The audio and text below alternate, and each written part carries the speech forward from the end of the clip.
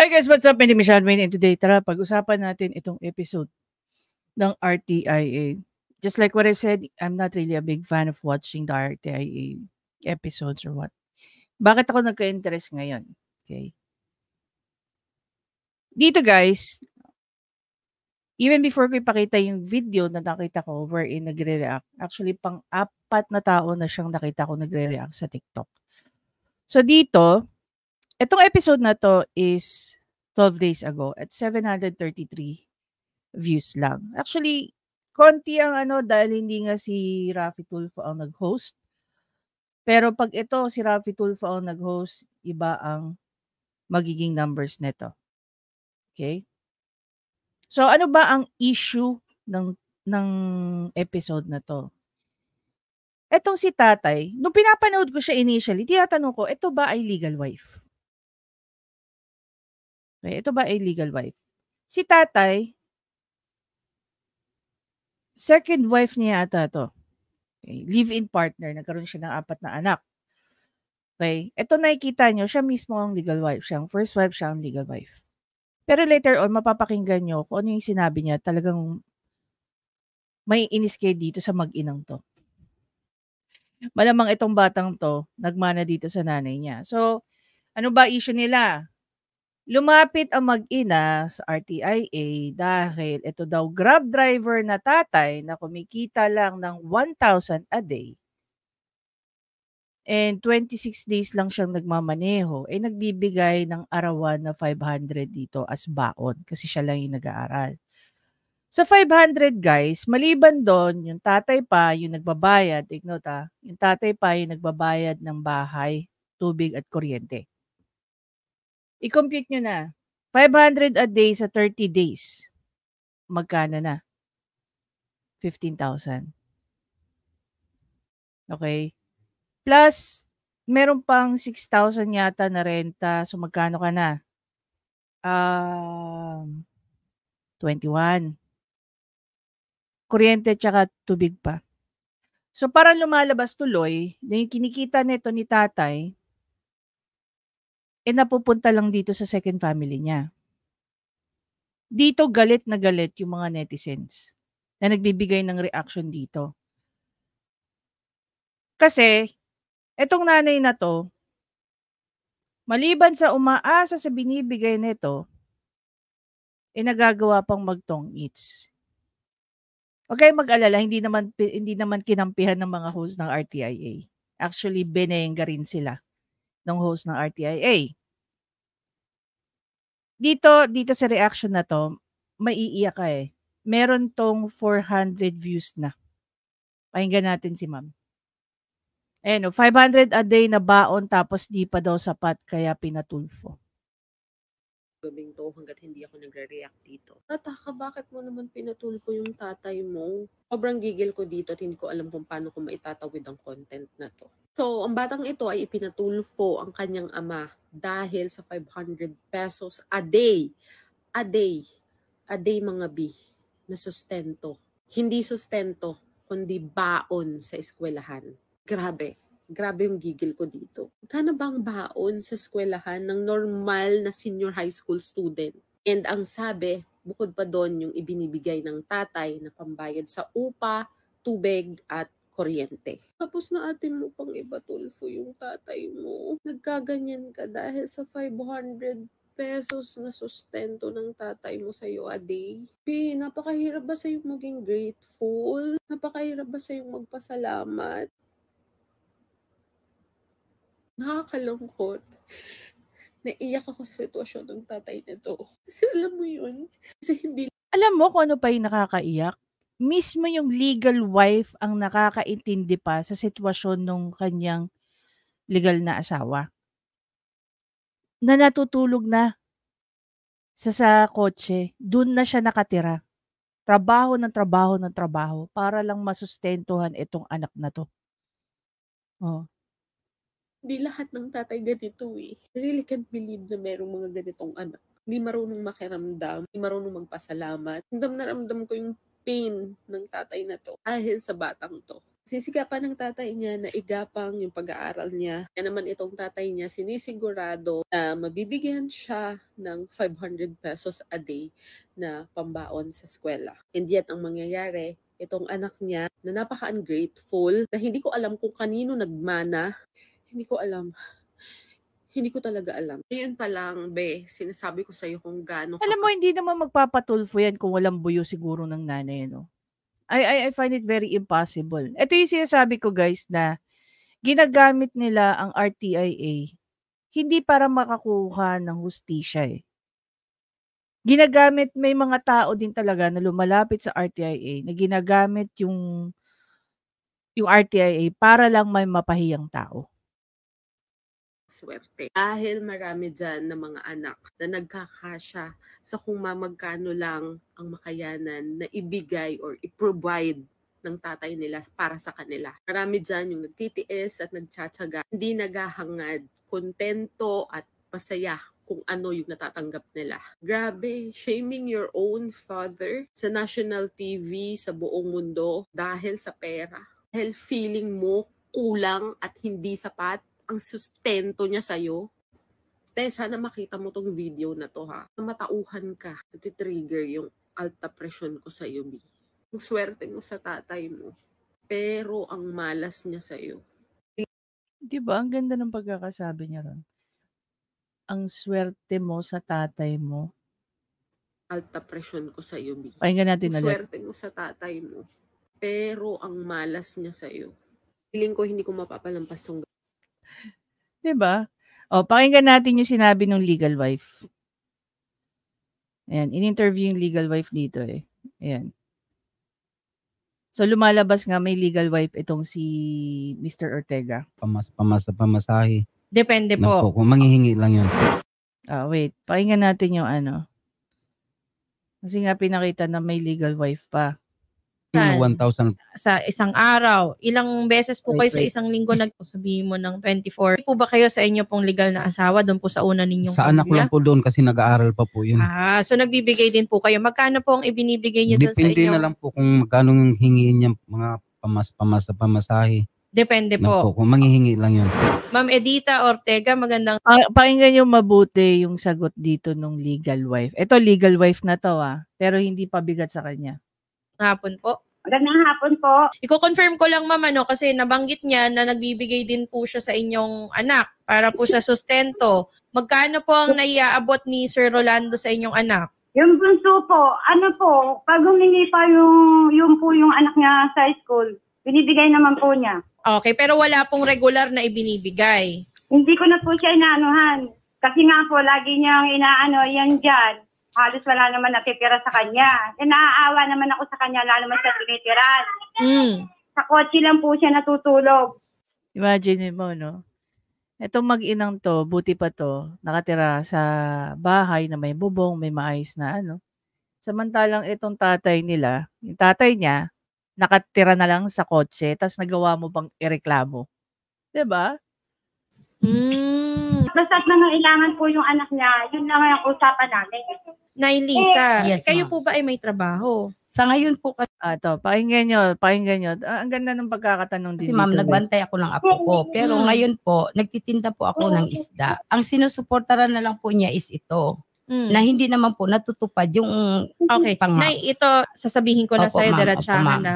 Yung 6,000 na gusto mo mangyari, kung 6,000 ang average po na kinikita ni tatay sa isang linggo, base lamang po sa Opo, kanya ma'am. sinabi, Opo, 1,000 a day Opo, sir. neto. Opo, ma'am. Minus gasolina. Boundary, wala pang pagkain at natutulong nga daw po siya sa kanyang sasakyan. Kagaya ng sinabi ng Ma'am Opo, Edita. ma'am. Medyo malabo po yan. Sa Yang akin, ma'am, 6,000. Talaga ipaglalaban niya no? Ipaglalaban niya talaga no? yung 6,000 kasi ma'am, matagal ng panahon yun. Ilang buwan Oo. na pong nangyayari. Kaya ma'am. nga po. So ano po Opo, ba ang reasonable sa inyo na kailangan po niyang sustentuhan sa inyo pong anak? Alam, sa akin po ma'am, kasi sabi niya kasi nung nakarang linggo, ayaw na daw po niya mag-upa ng bahay kasi naghanap sila ng upahan ng babae niya ngayon. So ngayon, saan ko patutulugin yung mga anak niya? Anong mangyayari? Ang hanap buhay ko ma'am, minsan 10 kilong isda, 200 pesos ang kita ko lang doon. Tapos nagtotongkits ka, ma'am. Boom! ₱200 na nga lang kinikita mo, nagsusugal ka pa. Tapos, hindi mo yung kinikita mo, solo mo lang. Then ipangsusugal mo pa. 'Di ba? Then you guys have the audacity na pumunta diyan sa RTIA para lang ipahiya yung tatay niyo. When in fact, ngayon bumaliktad ang mundo para sa inyo. Sa ngayon, ma'am, hindi na ganun, ma'am. Magkano po ang inyong inaasahan na makukuha po? Ibigay lang niya yung pangako niya sa anak niya na 500 at yung bayad lang ng bahay, ilaw, tubig. Okay na po ako dun, ma'am. Okay, magkano po ba yung bahay, tubig at Ang saka bahay ilaw? kasi namin, ma'am, 4,000 pero sinasabi niya 3,500 lang. 4,000, tas tubig, kuryente, magkano po Opo, ma'am. yun?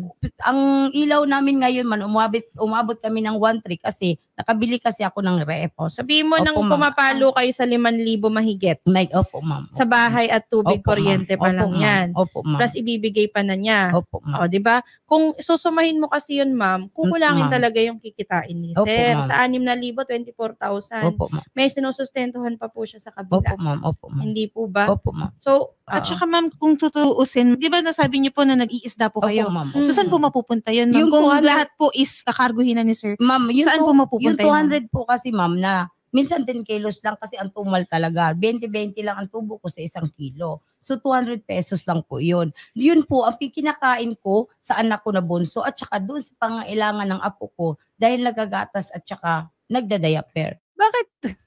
Yan ang problema, no? Yan ang problema. Doon sa mga nag-aasawa ng maaga, kinakargo nyo sa mga magulang nyo ang responsibilidad nyo. Dapat itong mga magulang na to, no? Dapat maging matigas din kayo kasi hindi matututo yung mga anak ninyo sa mga responsibilidad nila.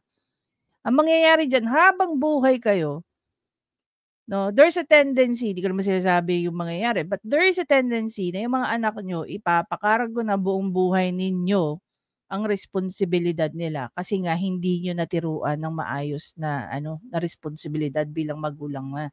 ito na nga po ang lagi kong sinasabi, ma'am. Hindi po ito ang unang beses na ganito po ang sitwasyon na maski po kay tatay.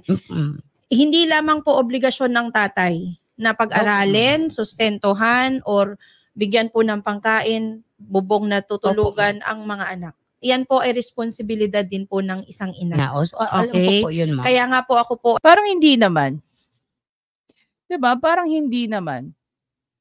ay nakikiusap, sinasabi ko po sa inyo, yung inyo pong pagsusugal, kahit sabihin nyo pong papitik-pitik lang po yan na 200 kada araw, di sana ipinambaon na lang ni Alexandra. Pero hindi na po nangyayari sa ngayon. Oo nga na, isa ngayon. Opo, ma'am. Sa ngayon. Pero paano bukas? Paano sa makalawa? Yung sa akin lang, ma'am, yung pag-aaral na lang. Anyway, so tingnan nyo yung first part. Dito ako na sa first part eh. Pakinggan na natin to wrap it up. Mahal naman kasi. Gusto ko mag-aral. Dapat naman kung tinalimutan. Ayoko magkayaan tayo dito. Kaya na lang nag-iisa na anak kung gusto kong makatapos. Kaya nagsikapan ko na igagapan ko siya. Pangako sa kanya.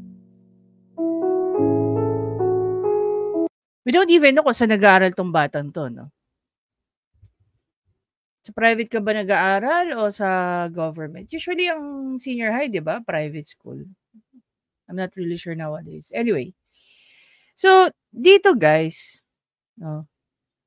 Obviously, hindi rin natin madideny yung fact na ginagamit ang RTIA para lang maipahiyang tao. Hindi para dahil kailangan nila ng tulong legal.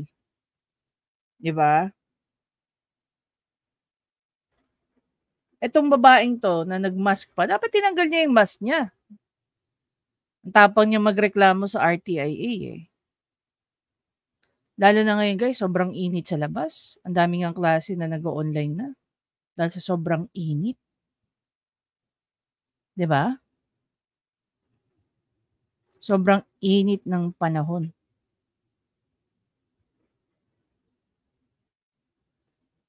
Tapos meron pang isang anak na ipinanganak na ganyan. Sino mag-i-influence sa anak na to na magpatulfo? Do you really think kusang loob nitong batang to na magpatulfo at ipatulfo yung tatay niya? Dapat lang naman na magsustento yung tatay. Pero hindi naman dapat na pigain nyo na halos maubos ang lakas ng tatay na to para lang mapaaral ka. 'Di ba? Yung nanay ng batang to, hindi ba nahihiya? Baka kaya dahil ka hiniwalayan, siguro dahil hindi na rin kaya nung ni Mr. Ortega na ano yun yung ugali mo. Tsaka yung 500 ba, doon lang talaga lahat napupunta sa bata? God knows, inamin mo, wala ka namang kinikita, di ba? Paano kayo mabubuhay pare-pareho? Oh. Sige nga. Kaya hindi natin masisisi yung ibang netizens natin, ano. Lalong-lalo na to si Ma'am. Kung yun lang din naman ang malalaman mo.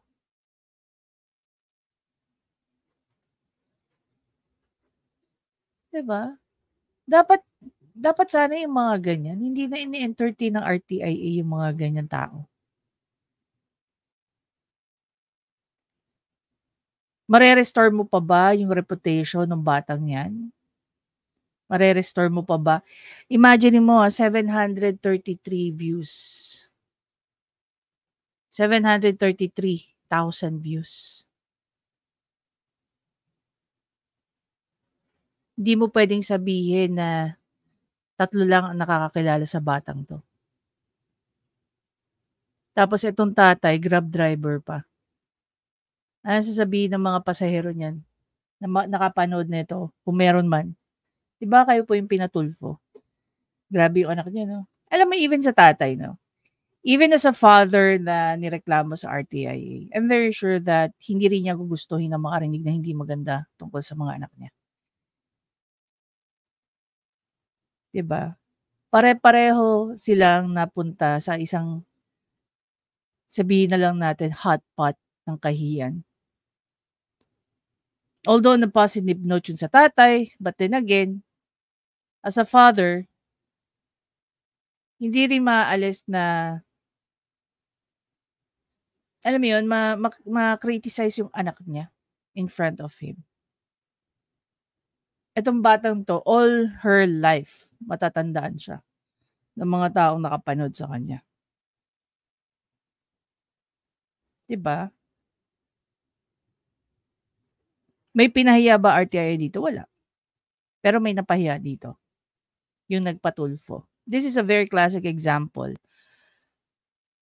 na yung minsan, yung nagpapatulfo, yun ang mali. Hindi sila yung biktima. Diba? Anyway guys, again, maraming salamat sa panonood. Please don't forget to subscribe, like, and comment. I-share nyo na rin yung thoughts nyo tungkol sa episode na to, tungkol sa kwentong ito.